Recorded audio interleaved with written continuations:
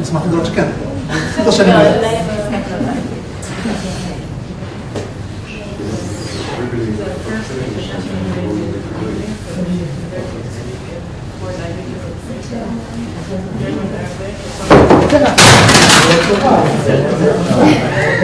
אני חושב משהו כדעת צד?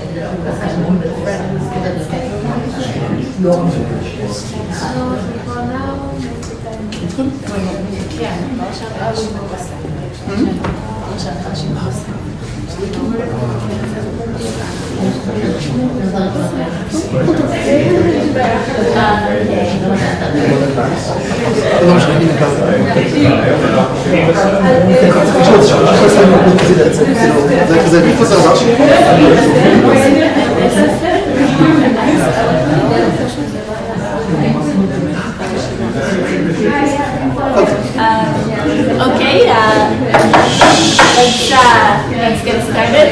I know a lot of people are in post-time right now, but I'm still very happy to open the seminar series of the second semester, and it's great to have Shachar Maidenbaum. Dr. Shachar Maidenbaum is the head of the Spatial Reality Lab at the Department of Biomedical Engineering at Gurion. He can provide you with a demonstration of everything. I can attest that it's nice and a bit spooky. And he did his graduate studies in medical neurobiology at the Hebrew University, a postdoc in biomedical engineering at Columbia, and his lab focuses on understanding our interaction with our spatial surroundings using a combination of very exciting tools that he's going to tell us about. Thank you for coming, Shachar. Thank you, Aya. So hi everyone. It's great to be back here and see so many faces from my PhD period. So for those who don't know me, I spent my master's and PhD hanging around these circles. I was Biomedical at the time. And what my lab now at Gurion does is basically use these extended reality tools, which I'll define in a second, for two main purposes. One purpose is basic science. But we want to use these tools to understand more naturalistic paradigms, to understand the regular world. We can also use them to create impossible scenarios, impossible worlds, edge cases, to push naturalistic behavior to its edge. The other half of my lab, which I'll spend a bit less time talking about today, works on more practical stuff, building rehabilitation tools for PTSD, for stroke survivors, for post-orthopedic damage, and stuff like that. If we have time, I'll mention a few words on that at the end. So some basic concepts, just so that we're on the same page with what is this XR thing. So the terminology I'll be using follows Paul Milgram from the 90s, where he defined what's called the reality spectrum. On one end, we have the real world. Everything in the real world is real. That's pretty obvious. On the other hand, we have virtual reality. Everything here is virtual. I put on a headset and transform myself into a different world. I'm disconnected from this world. I'm going to bump into walls and people if I do that. Then in the middle, we have these two extra steps of augmented reality, where I'm adding a bit of virtual things to the real world, and augmented virtuality, where I'm adding a bit of real things to the virtual world. This is a bit less common. Usually it's a keyboard, or usually it's like a cat or dog running through the room that show up in their real shape. And I'm using the terms a lot of VR and AR today, and XR is like an overall term for anything along the continuum, anything that mixes these things together. Now, the last couple of years have been pretty revolutionary for XR, right? Because I remember getting a talk in 2012 in the old ELSC building where I was trying to explain to people how to use Blender and Unity to build like a corridor in a simple maze. And during that talk, it took us about an hour to just build a few corridors going like that. Today we're in a world where not only can people sit in front of Unity and just drag things and put them together and put together a whole experiment in that time, we're even starting to see generative possibilities of speech to mesh, where I can talk and get a 3D model. Our hardware has jumped forward. There's been several generations of leaps in the headsets. If once headsets cost $20,000, $30,000, today for $200 or $300, you can get a good headset that you can now use to run experiments, to create experiences. And we can interface with this in a lot of different ways. It could be something that just costs $1 that we can stick our phone into. It could be games in the real world with animals and virtual things jumping around. It could be working with EEG while sitting in front of something, or even with mobile EEG while walking around. There's a lot of different options of how to combine this. And I don't think we should be caught onto like the best, newest headset from Apple is the best thing, because it isn't always the best thing, right? We need to choose the right XR tool for the right task and see what fits us. So as part of that, I'm going to talk about 3 different aspects today of how to use XR for research. One of those is trying to understand real behavior, right? So we're going to use XR to mimic the real world and use that simulation in order to test questions in the real world in a more controlled way. The second aspect we'll talk about are impossible environments, right? We'll create situations we just can't make any other way. And the third will be looking at this new mixed reality. What happens when some things are real and some are virtual? Now, let's start with understanding the real world. The basic question is, why do we need this, right? Why not just, in the real world, take real objects or real mazes and use them, right? Why do I need these weird tools? And again, those of you who remember me from my PhD, we found a study worth 5 days where we built this huge maze in Jerusalem, and we had people come. It was built of like 6 different sukkot attached together. It was a huge logistical nightmare. I could generate that same maze today in a fraction of the time, and I don't need to rent a place to keep it. Right? So the logistics of this, the cost of this are huge. Safety aspects, it's much safer being in a nice, calm room with padding on the walls. We have a lot more control for variables. Back then in the experiments, sometimes buses would randomly honk. People would stop by and look at our experiment. Here, I can control everything. I can focus on reproducibility, stability. And of course, I can combine this with neuroimaging and create a more naturalistic behavior while either in an fMRI scanner on the screen or while walking around with EEG or FNIRS or other devices. So ideally, what we want to assume for this to be relevant is that what people do in XR is the same as the real world, right? If there are inherent differences, then this simulation has a problem, right? It's not a good research approach. Why would we think there should be differences? Well, one thing is just we're missing stuff, right? Our technology isn't good enough. We don't have taste. We don't have smell. We don't have enough. If we're doing a task on the screen, there's no motor afferents. There's no vestibular or perceptive info. So sometimes we just didn't even create a full environment. A subject goes around the corner and the world ends, right? So things just aren't maybe there yet. That's one potential problem. And the answer to that is, well, we can work with what we have and acknowledge that. The second problem is interfacing, right? If I'm lying in the MRI scanner and pushing buttons, even though I'm navigating a maze, that's not how I normally would navigate a maze, right? It's as close as I can get inside the MRI, but it's not really walking, right? The interface is different, buttons versus walking around.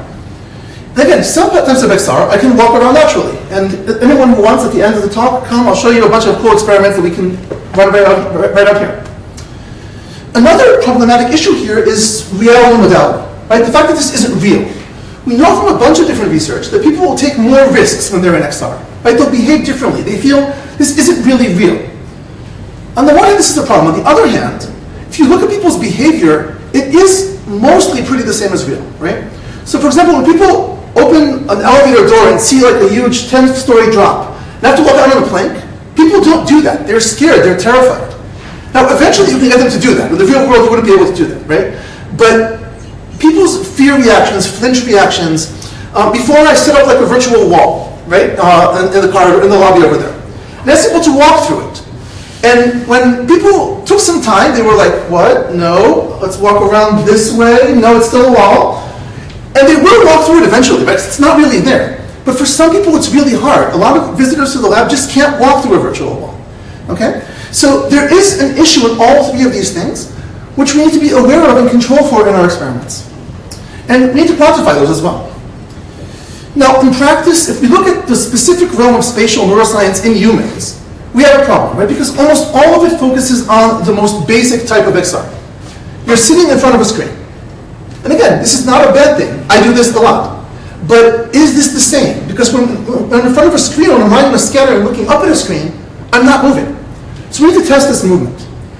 Right? So this is going to be the basic paradigm that I use in the next couple of experiments. This is a paradigm from my postdoc, where it's basic spatial memory. Right? You're navigating around, you're finding treasure chests, you encode what's inside, and then you have to recall the location when cued, like where was the lock, where was the octopus, where was the phone. Okay? So this is basically a pair associate test or a spatial memory test.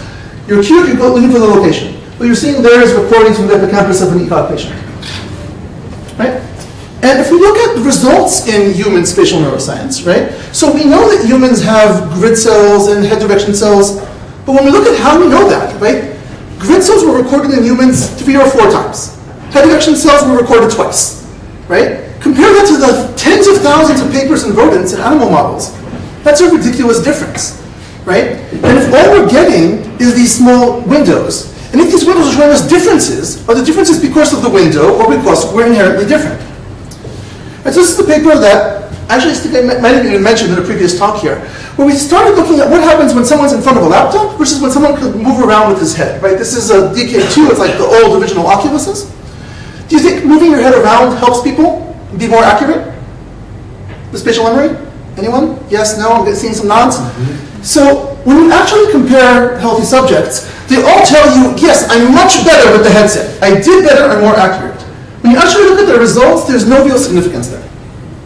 Okay, so going further, we shifted over to augmented reality. Now, one of the reasons my lab uses a lot of tablets for stuff is that when you have ECOG patients or when you have EEG headsets on your head, you don't want a virtual reality headset on your head, right? The doctors don't like that. So holding a tablet is a lot simpler, okay? And all of you can experience very easily tablet or phone-based AR. You could have done that for about the last 6 or 7 years, right? If you Google an animal, you're gonna like view in 3D, then you can click see in your space, and it will just show up. You can have Olympic people jumping around. You can have a whole bunch of cool experiences. Okay, on all your phones, all your tablets already support this just by using simple Google. So we can take our original treasure hunt task, and we can add a VR version and an AR version. So we can compare a controlled environment. At this point, we just recreated it. It wasn't scanning yet, which I'll get to later. Okay, so subjects are walking around, searching for chests and finding them. Okay, so you walk around, you'll see a virtual chest, you'll click on it, you'll encode what's inside it. In terms of difficulty, when we compare stationary and walking is easier, more fun, and more immersive. But when we look at the results of their accuracy, we find that their accuracy is twice as high. Now this is not a good result for us, right? Because if people are twice as accurate when they're physically walking compared to when they're pushing buttons on the computer, then what does that mean about our results for the spatial memory representation when they're on the computer? Right? This is a very, very big gap. It's twice as large. Right? This is like almost a whole meter off when you look at the raw values there before correction. So we said, okay, let's try and dig in a bit deeper. Right? So what we did here is we took 5 patients in the Mayo Clinic. These patients have chronic implants. Okay? So they, for epilepsy reasons, instead of going through the lesions after they were hospitalized, they were implanted with a device that's tracking their hippocampus and thalamus activity. And when they predict the seizure is coming, they basically try to fizz it out, try to enter the cells into a refractory period. Okay? I'm not touching the epilepsy part at all. But what's critical here is that this lets us have epilepsy patients that are walking around. Right, so if we start with the subject I just mentioned, of the subjects walking around versus those that were doing it in front of a screen, and we compare them to our baseline of about 70 ECOG patients, we find that the ECOG patients are doing much worse. Right? This is not surprising, right? They're severely ill. They're in the hospital. They're on medication. Right? But these are the patients who we're getting all the results from. So already, healthy subjects are twice as accurate, and healthy subjects walking around are, again, almost twice as accurate. So now let's look at these 5, or actually 4 of them. One of them we're excluding here because her hippocampi were removed during the procedure. So 4 of the patients. Now we look at these 4. Which distribution is this coming from? You feel like they look similar to this distribution or to one of these, right? Much closer to these. Like 3 of them are even in the level of AR healthy walking around, right? So walking around in these patients changed their behavior. It made them much more accurate. Did this affect their neural signals? Right, so this is basically the idea behind it. The RC plus S is the Medtronic implant that we're using here. So one of the most classic signals for spatial interaction is theta-related movement-related theta, right? When organisms move around, they have theta oscillations in their hippocampus. Unless they're bats, whole discussion with Nahum, those of you who are aware of it, are aware of it. Okay? But most organisms have theta when walking around. Humans do not have the classic theta, right? We don't have a classic 6, 7, 8 hertz oscillation when we move. In all these ECOG studies, there was always an oscillation that was kind of ugly, around 3, 4 hertz, right? And the question was, is this human theta? Or are we just not recording what humans need to move? Is optic flow not enough? So here we have patients walking around. Will we see this difference in theta? And the answer is that yes. When we look at the theta band, when humans are moving around as patients, this missing signal from the animal model world shows up. Now, one criticism that you can give me here is, wait a minute, you just recreated something on a screen and compared it to walking around with AR. These are different interfaces, they're different modalities. Maybe that's what led to the difference, right? I want a comparison of AR and VR in the real world. So in my lab, we decided to control this as much as we could. So we started by 3D scanning one of the lecture halls in the university. So we have the real version and we have the virtual, sorry, this is the recreated scan, this is the real version of the room. Right, so this is the 3D scan, walk around with LiDAR sensors and create it. Now, so subjects are standing in the exact same start location, putting the headset on. Condition 1, they're in VR. Everything they see is virtual. Condition 2, they're in AR. So they're feeling the same bumps on the floor. If there's any noise outside, it's coming from the same place. The windows are in the same location. The only difference is this AR or is this VR? Okay, so we're just trying to disentangle reality modality from movement. So we said that movement, or at least I claim movement, had a very, very big impact. Does reality modality have an impact here? Are people more accurate when they're in the real world or in a virtual world? What do you think? Same. And that is the correct answer, right? So let's see what it looks like. Right, so subjects are walking around doing these same treasure chests.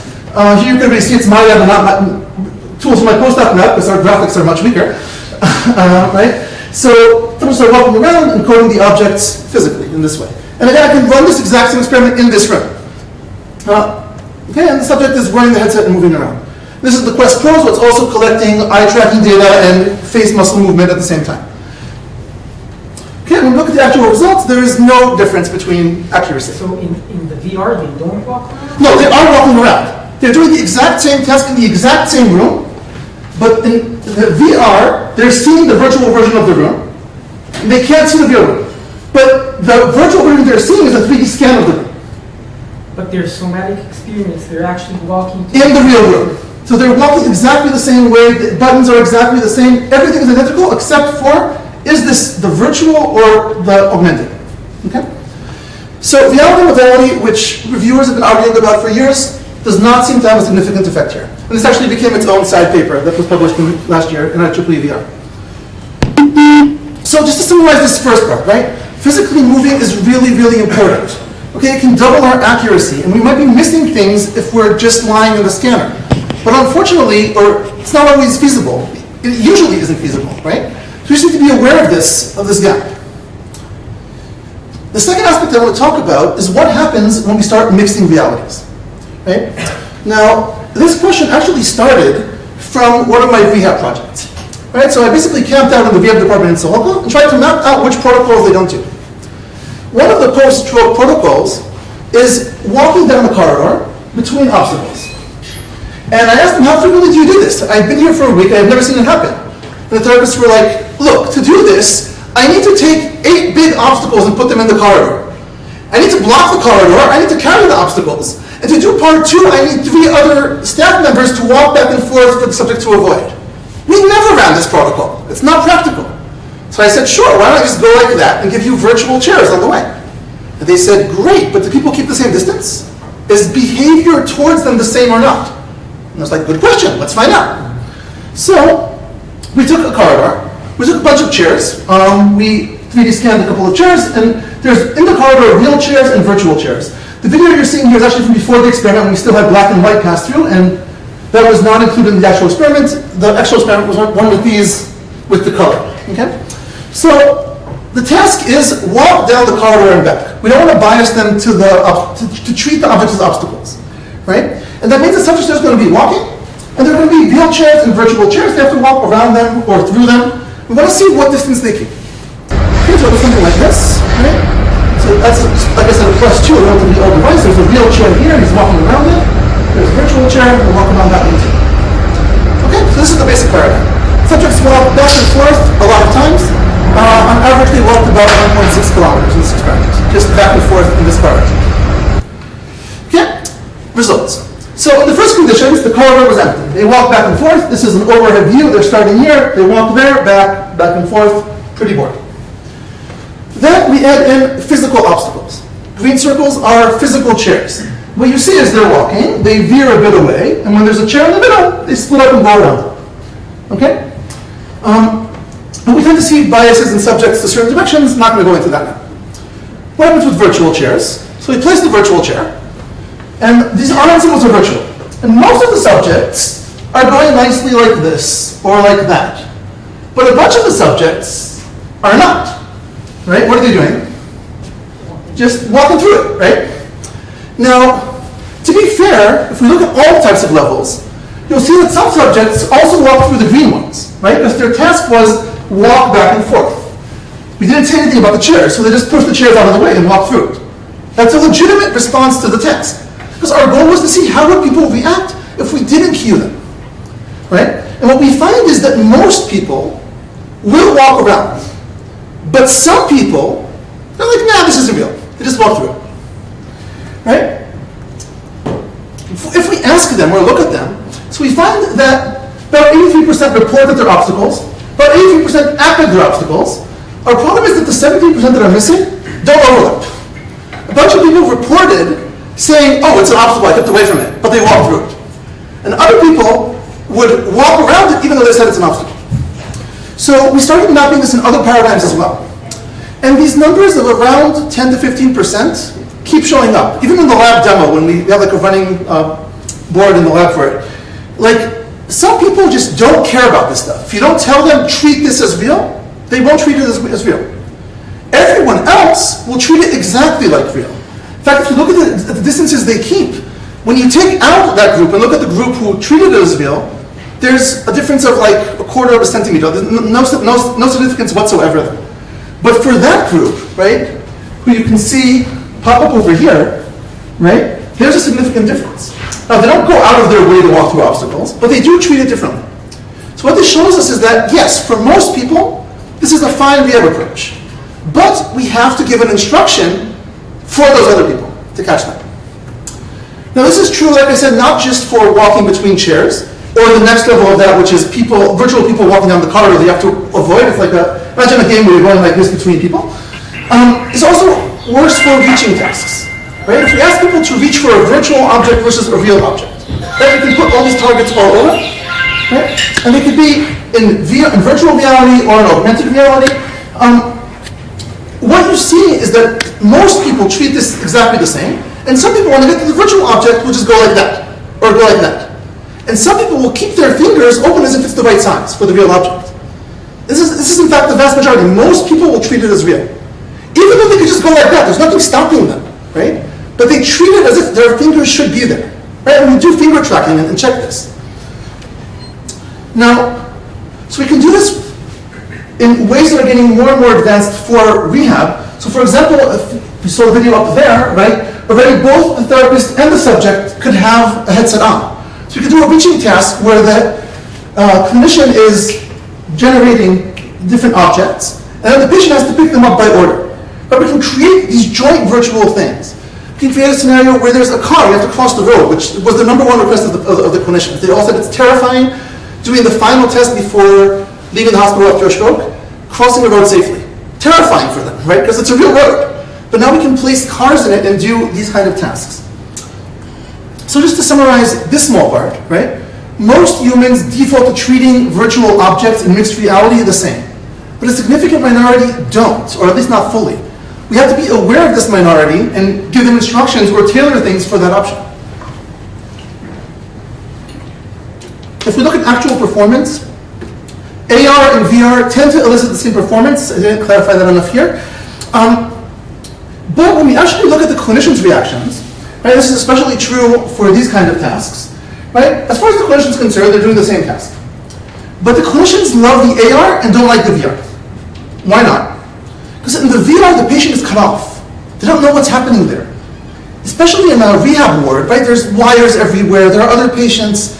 In AR, you see the world, right? Some of you have tried an AR demo on my headset before, right? And you can talk to me. You can look at your phone naturally while you're doing it. In VR, you can't do that.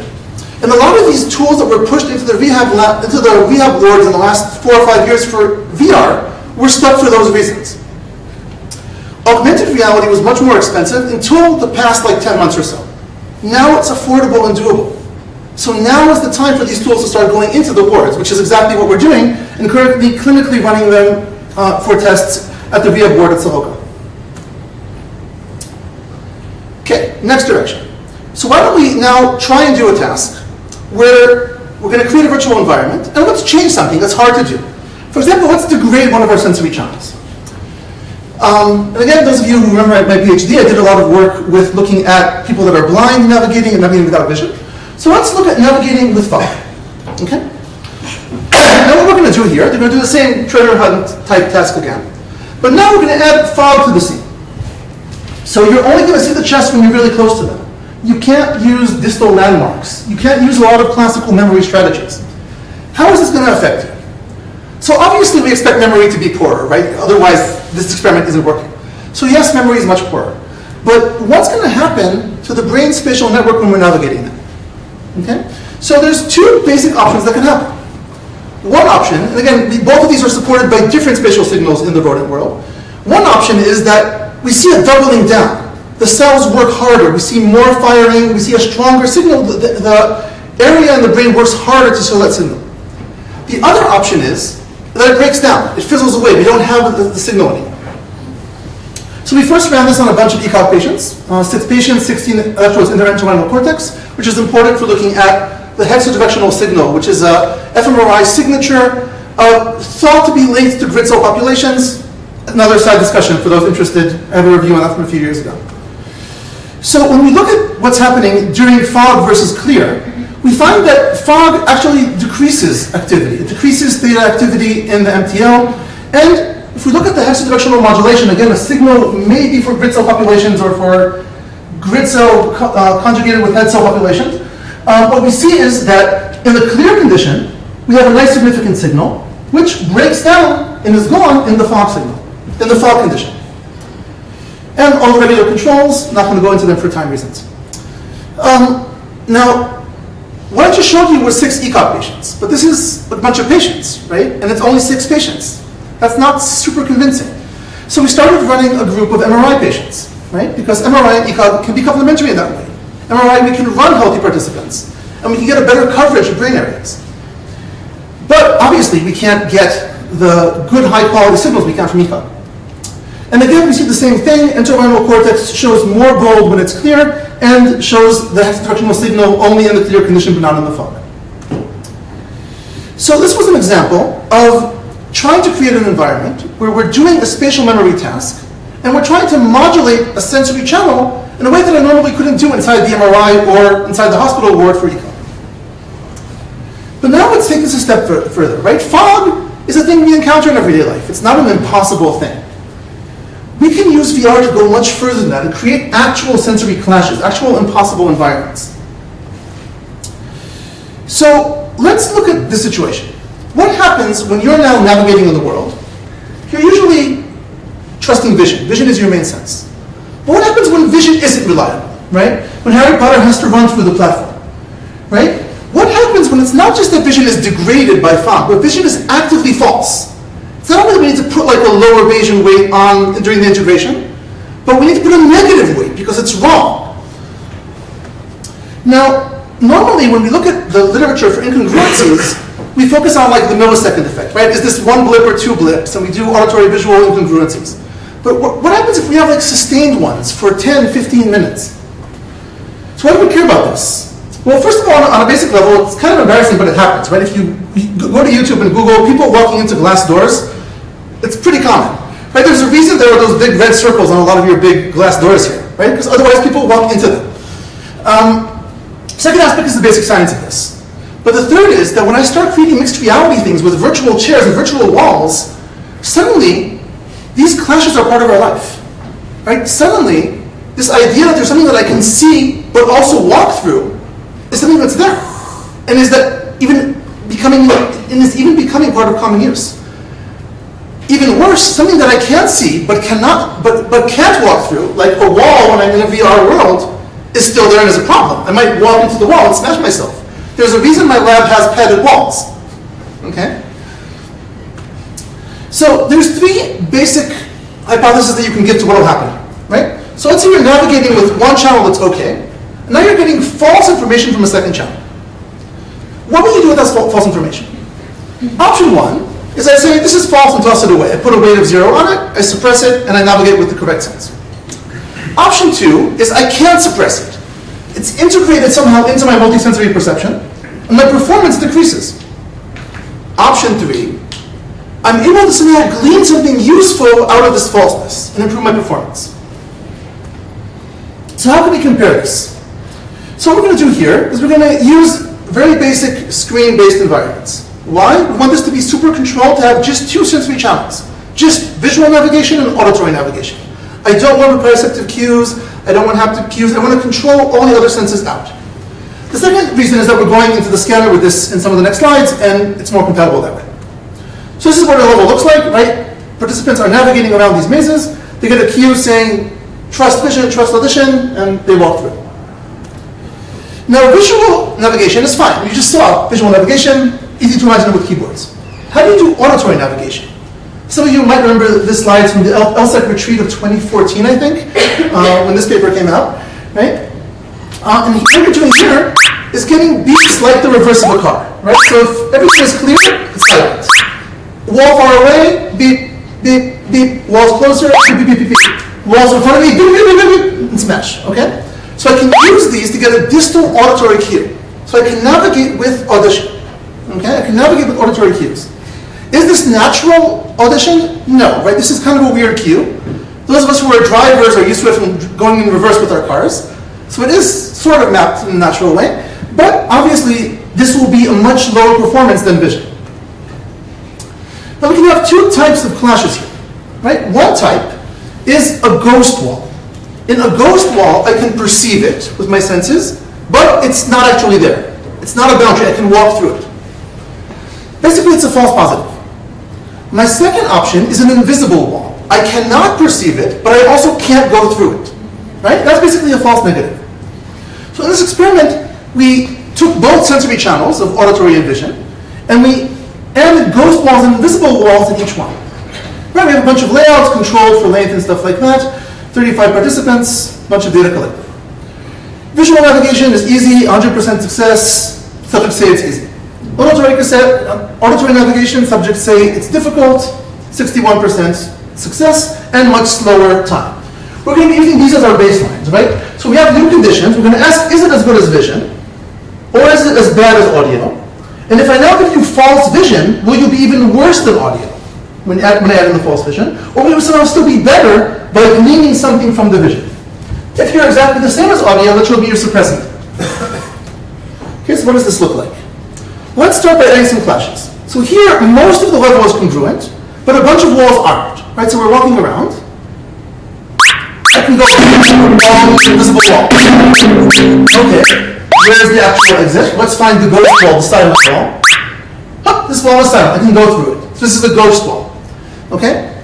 Now, if we just look at how good people are, then people are almost as good as vision, right? People still have 100% success. When we look at their time here and their behavior, we see that people are way slower than vision. They stop trusting their eyes. They're constantly scanning every wall to find if the secret passage is there. Okay? So by adding in the false information, we're like breaking their trust in it. But since most of the vision is still there, they're still doing pretty well with this, right? Most of the information is reliable. You can still navigate. Okay, still pretty easy, but growing distrust.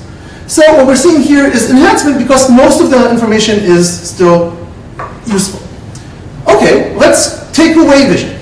All the vision you're seeing is now false, but not in the one-to-one mapping. There will be walls that you can see that might happen to be true by chance. We're basically putting two separate mazes on top of each other. One is visual, one is auditory.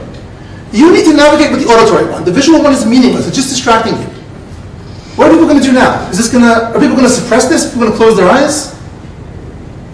Thoughts? So now, like I said, everything is false. Success rate is actually about the same as audio only. If we ask them subjectively, and we also track their eyes, participants basically kept looking at the screen. They insisted on using vision. They insisted that this is way easier than just audio only, even though everything they're seeing is false. But they're still looking at the screen and insisting that this is useful to them, right? And if you look at their actual performance, it's just as bad as it was on the audio only, right? But they insist on using vision even though it's false. Interesting. And if we ask them, they say things like, I rely most on vision. Even when it's not reliable, it still helps me place myself. Without vision, it's hard because I couldn't see how much I was moving. I prefer having a completely wrong visual maze to not seeing a maze at all. Right? This is kind of interesting for our relationship with vision. But this suggests there's two main uses that we saw in the results that might still be in false information. Yes? Yeah, maybe define what's completely wrong. Completely wrong is anything you're seeing is not relevant to the maze. I'm showing you. 50% of the time it will be correct. So that depends on the exact level. Think of it as just randomly generated mazes that sometimes might happen to be correct, but it's corridors. It's not a 0-1 choice, right? Corridors are mostly empty. Okay?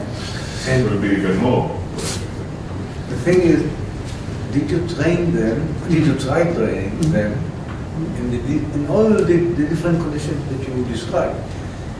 So they're more learning in some sense.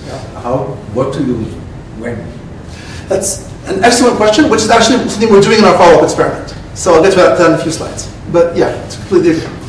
So basically we see these two factors of maybe false vision. I can still use this false vision as a landmark. Or I can get optic flow of moving. So what's the next obvious step? Let's take away those things, right? So now we're going to have not only a fake maze, but the fake maze is going to randomly move. Okay? So it really means nothing. It's not stable. What you're seeing here, the subject has not moved yet. You're only going to hear him moving when you hear the beeps, right? This is what the subject is seeing. And now the subject is navigating. Okay? So what do you think subjects did? Did they keep their eyes open and use this, or did they finally close their eyes?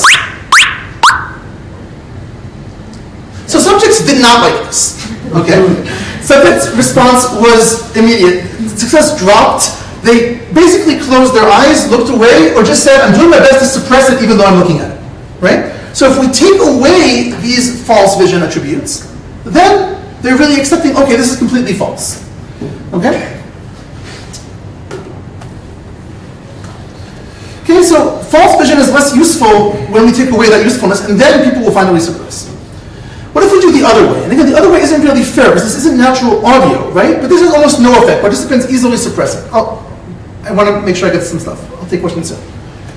Okay, it's very easy to suppress this type of audio. So I'm sorry I'm stopping with questions now. I just only have 5 more minutes, so I want to make sure I cover the next couple of slides. So we now have 2 directions to move forward with this. One of them is, let's see what's happening in the brain. And the other one is, okay, let's make this more naturalistic. Let's leave this screen thing aside and do this immersively with headsets. Let's have proprioception and movement. Let's have haptics, because that'll be much more natural. So starting with the EEG, I have till 2:45, right? I mean, overall, No, I will aim on time. Okay, so what will happen to the clashes now? So first of all, we got another 20 subjects who had a bit more training, and behavioral results completely replicated. And a bunch of EEG signals that we were controlling for, right, and for 100, all the surprise signals are all there. And now we said, okay, let's start looking at the sensory regions. What's happening in the occipital cortex? And what you expect to see in the occipital cortex is mainly an alpha modulation, right? When we navigate visually, you're expecting to see low alpha. When there's no vision, right, you should see high alpha. You should see alpha suppression of the area, right? This is classic standard results. And indeed, when we look at them, that's exactly what you find. But what's going to happen in this clash condition? Option one from the literature is that when people are trying to suppress the vision in front of them, even when they're navigating a maze, right, they're trying to look away while doing the test. If there's a movie running in front of them, if they're suppressing it, right, you will see high levels of alpha. If they're doubling down on it, you will see even lower levels of alpha, right? And there's multiple results supporting both of these directions. So when we look at the clash here, what we find is, again, is the doubling down. People were insisting on using vision in the clash conditions. Now, like I said, the other direction to go in is make this more naturalistic. Put on a headset and start walking around. Here we have haptics and other senses, and here the training issue is also a problem, because people can still be really good by feeling walls, right? You can imagine all of us going to the bathroom at night, right? We can navigate without vision. We feel around, or we use memory. So here, people can do this without training levels, right? They can get to high levels, right? So here's what this looks like. Right now, people are wearing a headset. Okay, so this is the auditory condition. Now they're feeling beeps, but they're also feeling vibration in their hands. They're feeling something blocking their hand when they try to touch it. Navigating around. Here's the thing. Oh, invisible wall. Can't get through. This is a low-level flash. And now here it's going to be the ghost wall. Right? So here's what you can go through. And again, anyone who wants to try this, I'm happy to set it up outside. This is the kind of thing that can run anywhere. Okay? So now, when we look at what happens here, and here we're still collecting data, right? We only have 13 out of the 36 subjects the power calculation requires. What you're seeing here is that, first of all, the same results replicate, also in haptics, right? But when we start looking at the time it takes you, right, then we see that haptics and audio aren't the same, right? This more natural version is letting you navigate better. But even after subjects have trained for a long time and can navigate fine and can get to 100, even like after these graphs, right? When subjects get to 100% performance rate with feeling things, they're still slower, and introducing the clashes is still different in directions. Again, this is only the first 13 subjects, right? But what we're seeing here is this same pattern, that people have a lot of trouble suppressing vision. They will insist on their using vision, even though they can close their eyes and solve it faster. If they would close their eyes and just go like this, they would find the ghost balls faster. Okay? But they don't. They open their eyes and they get tricked by the ghost balls, and in some cases spend 10 minutes just walking around looking for the right exit. Did you try to tell them to close their eyes? We ask them what will happen if they do that. And we actually, we have a condition where there's audio only, right? Where their eyes are closed. And in the immersive one, their performance is better in that condition than with their eyes open in false vision. Right? But they still insist on keeping their eyes open unless we tell them, listen, please close your eyes. Okay? Humans just really like vision even when it lies to us. And that's basically the bottom line of this part, right? Humans like vision even when it lies. Now again, I can't claim that vision is better than another sensory channel, right? We all know that vision is the main channel we navigate with, but since there are differences in the affordances, right, touching walls versus seeing, obviously there'll be differences here, right? My key point here though is that we're so connected to vision that even when it lies, we still insist on using it. But is this, are these subject, I mean, this is a one-time experience, or they come to the lab like 10 times? I can imagine that after a lot of training, they can actually relax their dependency on vision and use better. So again, subjects in this experiment are performing 100% with the other sensories as well after training, right? The initial responses, haptics and audio are lower, but they reach 100% after a few minutes. Okay, you don't need to have multiple sessions. They reach 100%. It's not hard. You can try it yourself, right? I'll happily let you put on the headset. You'll be able to navigate the walls. It's not hard to do. But when the vision is on, people are still going to treat it as true, even though they know it's false. But they train on the haptic and audio only, right? They can choose the condition. Suppressing We let people play with it, right? They could choose it. As part of the things in the training part, you choose which condition you want. There's haptic, there's audio, there's everything only, there's every combination of two between all the options. What you can't turn off is the proprioception, right? You always have that because you're moving around. And that will always be accurate. But we also know from other experiments that I don't have here that it's really easy to manipulate that with vision, right? What's called redirected walking. I can make you walk around in circles and think you're walking in a straight line. That's very trivial to do even in a small area, okay? It's actually used in the gaming industry to keep people in a small play area while they think they're in an open, large world.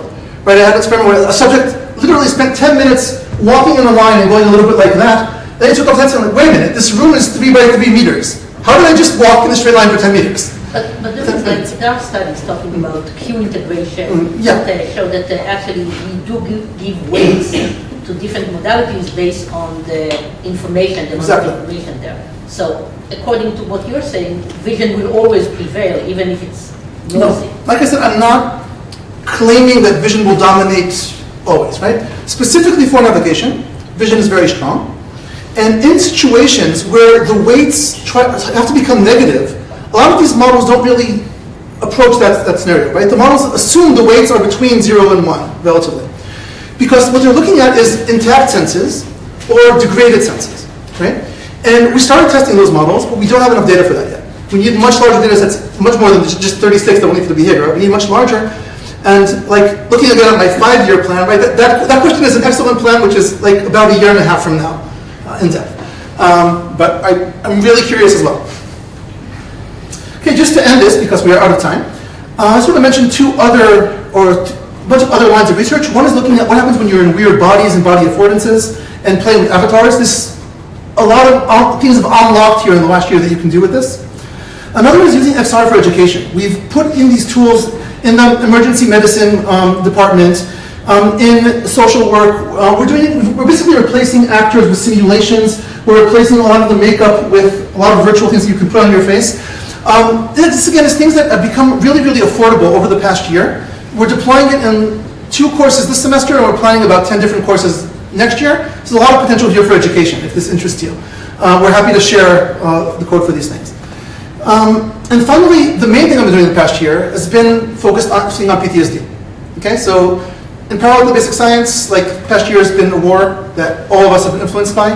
And using VR for PTSD is something that's well established in the US Army, but not in Israel. And a lot of our work is focused on bringing it to here, bringing these therapies, training people. You can see a mamad there, which people are repairing. This is, in parallel, I think even the bigger part of time. So thank you all for listening to me. We spoke about how we can mimic the real world, how we can create impossible worlds. You look at this weird mixture and try to see how this changes our naturalistic behavior, not just as edge cases, but also as the new world we're going into, where people will walk around with these stuff on their heads all the time. Think about how you can use it for yourself. There's so many practical uses, and I'm more than happy to help or collaborate people build these kind of paradigms. So thank you to my subjects, my funding, to my lab, and to all of you for listening.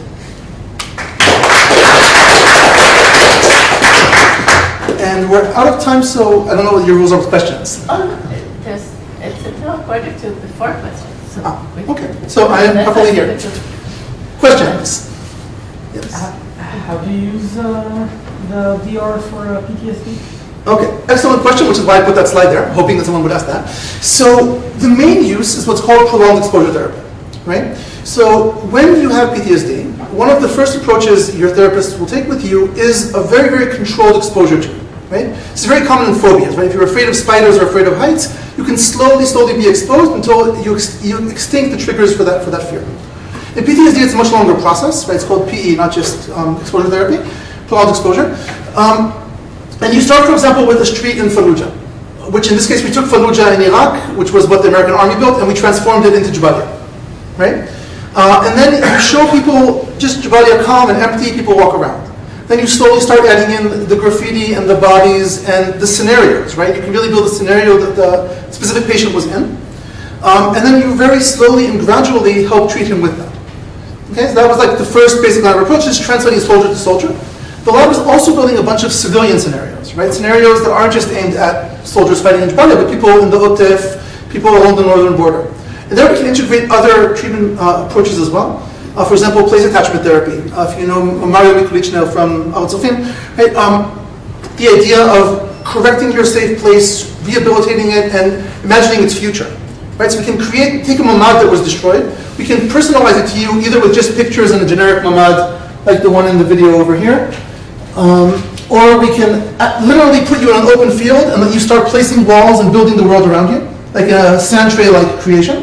And then, once we've created that place, we have machine learning algorithms that will take it to a destroyed version and a future better version. And we let you, with your hands, physically move between those. Okay? And That's another treatment approach here. We also have other treatment approaches that are integrated in. Therapists that want to can activate EMDR into this, those of you who are familiar, which is links on basically bimodal cues in order to unlock and break the post-traumatic memory. So there are other treatment approaches that go into this as well, and some of that is therapist dependent. So thank you for the question. Yes.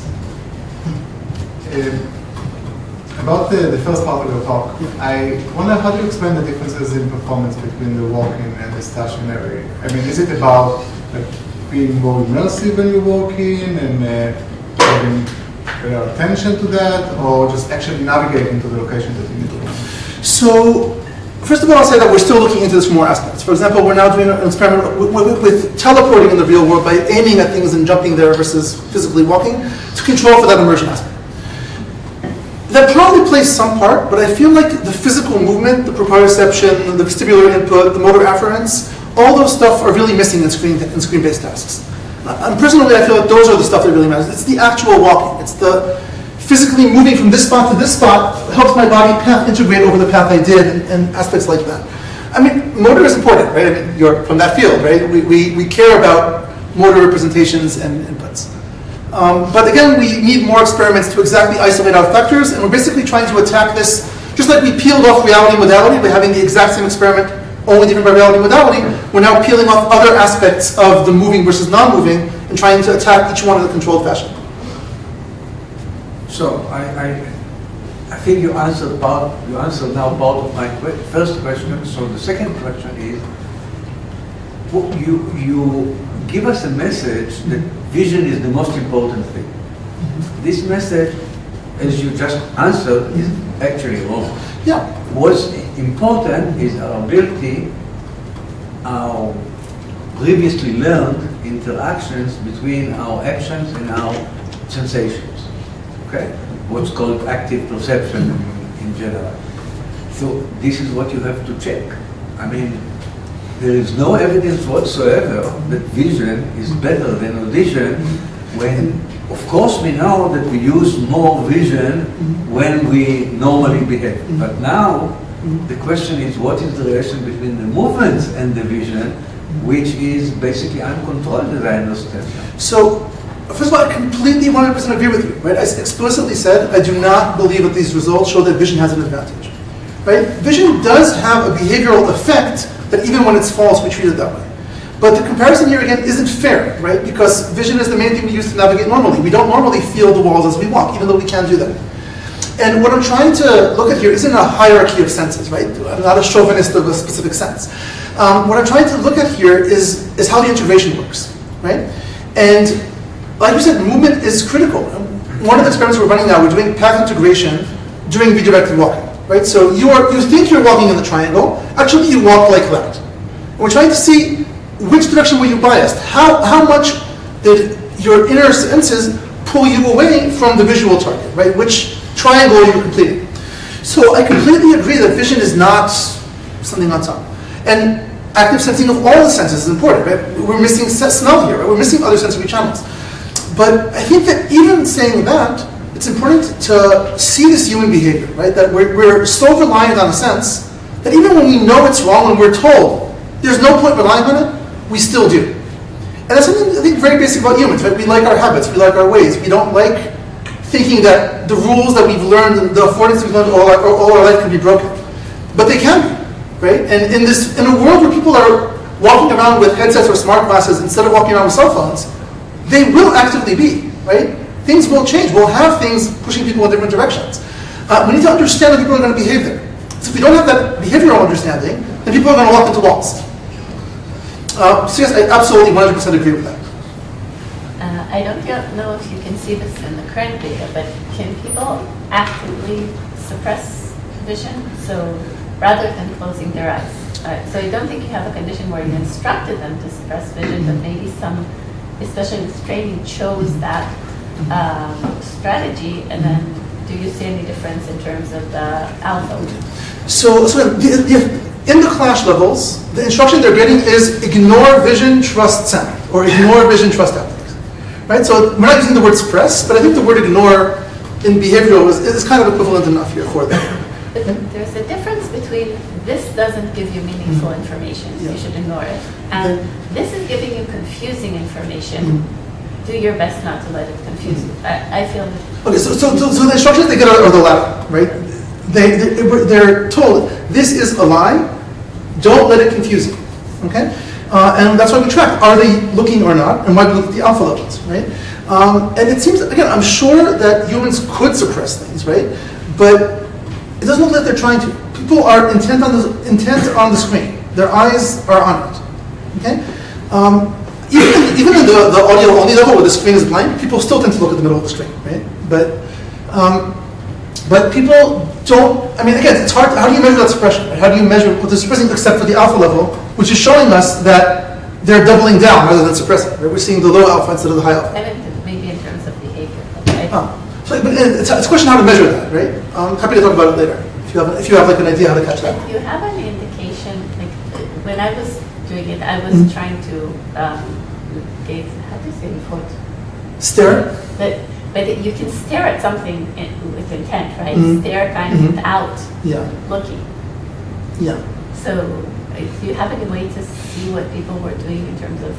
I wish we had a way to disentangle that. If anyone has an idea, I'm happy to hear how to disentangle those two things. Because the best we could do is externally look at the eye tracking and look at occipital Yeah, I activity. was wondering if with muscle I mean, in theory, but I'm not aware of a metric that we can use. If you have something, I'm happy to use it. We have the EEG data, so we could go back and look to it. Anyone else? Okay. So Great. thank you. very much. And thank you all for listening.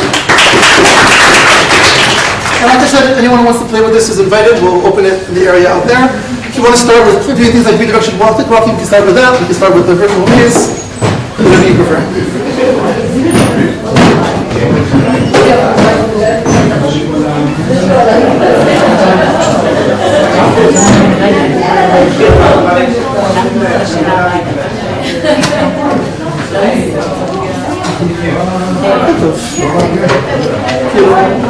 Siamo ci si sta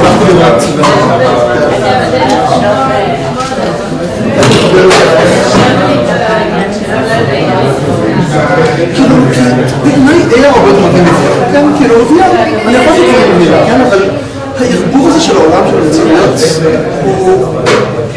הוא כאילו משהו שהולך להפוך למשמעותי. אני רואה את זה כשאני הולך בגזר, אני תוך לזה חזור, כן? אז אנשים, הזום יכול פה רק מאחורי האזור, אני מדבר איתך שיש זום בינינו, כאילו. זה חוויה מזרה, כן? שאין להם מספיק אנשים, כי הם לא שם מספיק, הוא בדרך.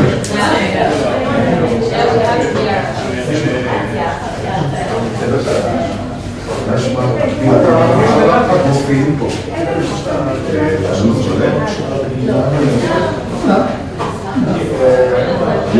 מה שאני רואה שהמון דור, אתה רוצה לסגל?